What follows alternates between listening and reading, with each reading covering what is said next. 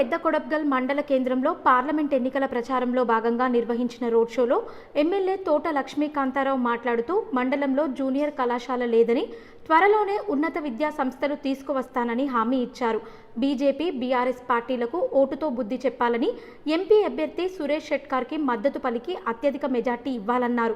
అనంతరం పెద్ద కొడబ్గల్ మండలంలోని తలాబ్ తండా, అంజనీ గ్రామాలకు చెందిన పలువురు మాజీ ప్రజాప్రతినిధులు, నాయకులు బుధవారం కాంగ్రెస్ పార్టీలో చేరారు.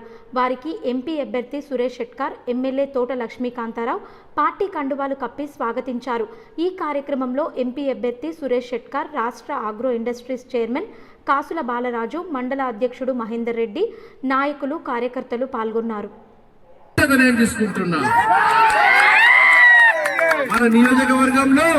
మన నియోజకవర్గంలో 2000 ఎకరాలలో ఫార్మా కంపెనీలు తీసుకురావడానికి ప్రణాళిక సిద్ధమైతుంది.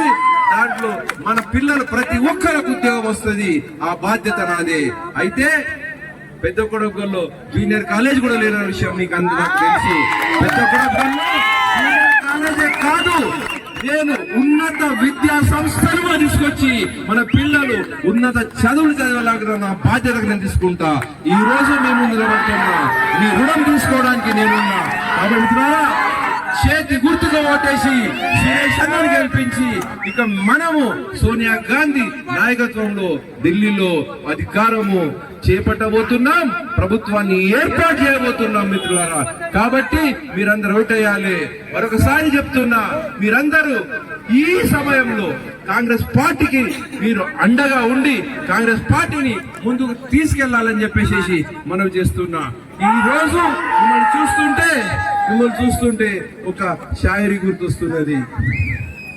हर जालिम